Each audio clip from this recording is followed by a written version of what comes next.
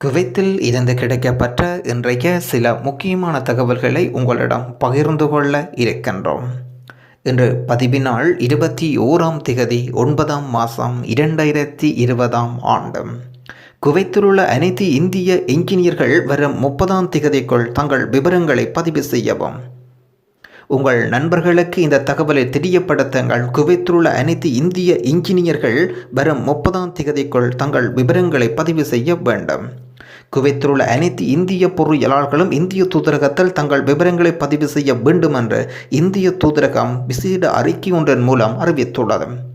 இது சர்டிஃபிகேட் சிக்கலை எதிர்கொள்ளாதவர்கள் மற்றும் எதிர்கொள்ளும் அனைவரும் பொருந்தும்.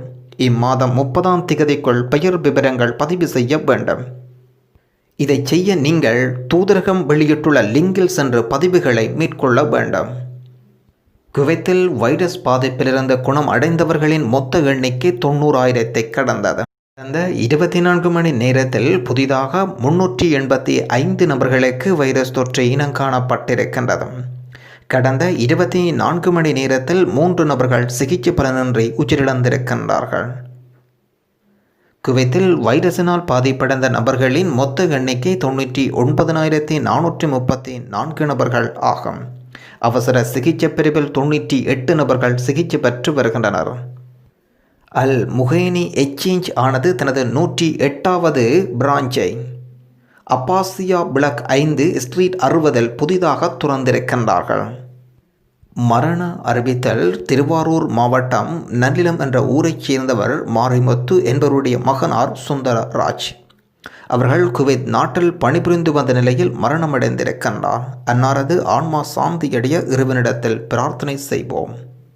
குவைத்தில் பெண் ஒருவருக்கு 2வது முறையாக வைரஸ் நோயினால் பாதிப்பு. குவைத்தில் வைரஸ் தொற்று நோயின் 2வதுகளை பற்றி வளர்ந்து வரும் அச்சங்கள் மற்றும் குணப்படுத்தப்பட்ட வைரஸ் நோயாளிகள் மீண்டும் ஒருமுறை தொற்று ஏற்படுமா என்பது குறித்து முரண்பட்ட அறிக்கைகள் சுற்றி வருகின்றது. இதற்கிடையில் ஒரு குவைத் பெண் ஒருவர் 2 முறை வைரஸ் தொற்றுக்கு ஆளானதை உறுதிப்படுத்தியுள்ளது குவைத் சுகாதார அமைச்சு.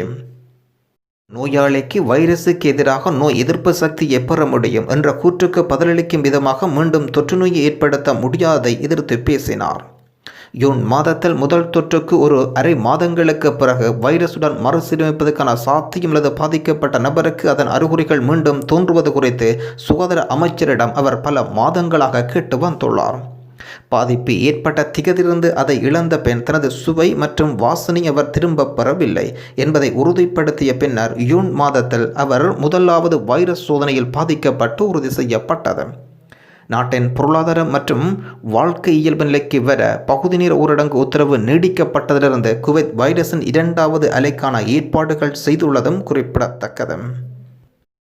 உலக தூய்மை தினத்தை முன்னிட்டு குவைத் முழுவதும் தேங்கியிருந்த குப்பைகளை குவைத் குடிமக்களுடன் வெளிநாட்டு சமூக சேவகர்கள் பெருமளவு கலந்து கொண்டு குப்பைகளை அகற்றினர். குவைத் நாட்டின் சுகாதாரத்துறை அமைச்சர் இன்று வைரஸ் தொற்று நோய் பரிசோதனையை ஆய்வு செய்தார்.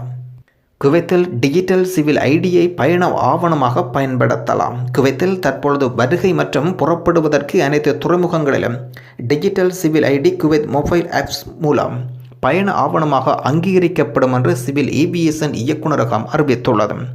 இது குறித்து குவைத் விமான நிலையத்தில் இயங்கும் அனைத்து விமான நிறுவனங்களும் ஒரு சுற்றறிக்கை அனுப்பப்பட்டுள்ளது. குவைத்தில் வைரஸின் பாதிப்புகள் நாளுக்கு நாள் அதிகரித்து வருவதனால் சுகாதார அமைச்சகத்தின் அதிகாரிகளால் அறிவுறுத்தப்பட்டுள்ள சுகாதார நடவடிக்கைகளை பின்பற்றுமாறு குடிமக்கள் மற்றும் குடியிருப்பாளர்களுக்கு வலியுறுத்தப்பட்டுள்ளதும் குறிப்பிடத்தக்கது. உலகில் சிறப்பாக பணியாற்றிய தன் நாட்டு குடிமக்களை வெளிநாட்டு தொழிலாளர்களின் நலன் காக்க சிறப்பாக செயல்படும் அதனை பாராட்டும் வகையில் சுப்ரீம் கமாண்டர் என்ற விருதினை அமெரிக்க அதிபர் குவைத் அமீர் ஷேக் சபா அவர்களுக்கு வழங்கி கௌரவித்திருக்கின்றார். இன்றைய நாணய பெறுமதிகள் இந்திய ரூபாவில் 238.37 புள்ளிகள், இலங்கை ரூபாவில் 595.23 புள்ளிகள்.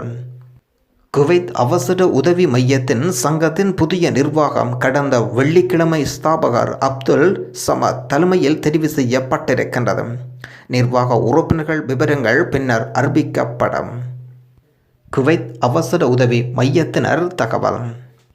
சுகாதார அமைச்சகத்தின் செய்தியின்படி சிவில் ஏவியேஷன் வருகைக்கான வீட்டு தனிமைப்படுத்தல் 7 நாட்கள் குறைக்கப்பட்டிருக்கின்றது.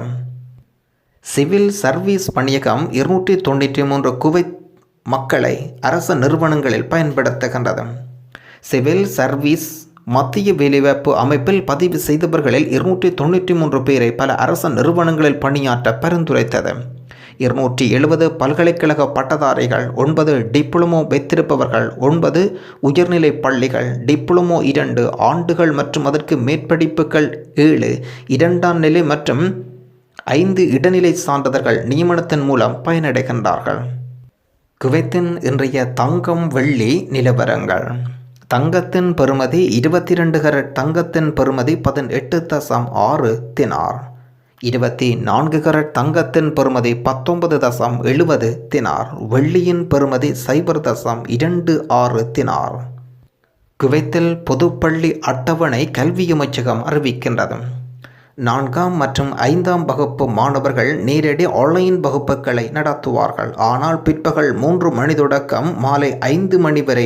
நடுநிலைப்பள்ளி மாணவர்களை பொறுத்தவரை 6ஆம் வகுப்பு முதல் 8ஆம் வகுப்பு வரை அவர்களின் வகுப்புகள் காலை 8 மணி முதல் காலை 10:30 மணி வரை ஆன்லைனில் இருக்கும். உயர்நிலை பள்ளி மாணவர்கள் நேர அட்டவணைகள் வழங்கப்பட்டிருக்கின்றது. நன்றி. மீண்டும் இன்னுமொரு குவைத் பற்றிய தகவல் ஒன்றில் உங்களை சந்திப்போம். தகவல்கள் மொழியாக்கம் குவைத் தமிழ் பசங்க.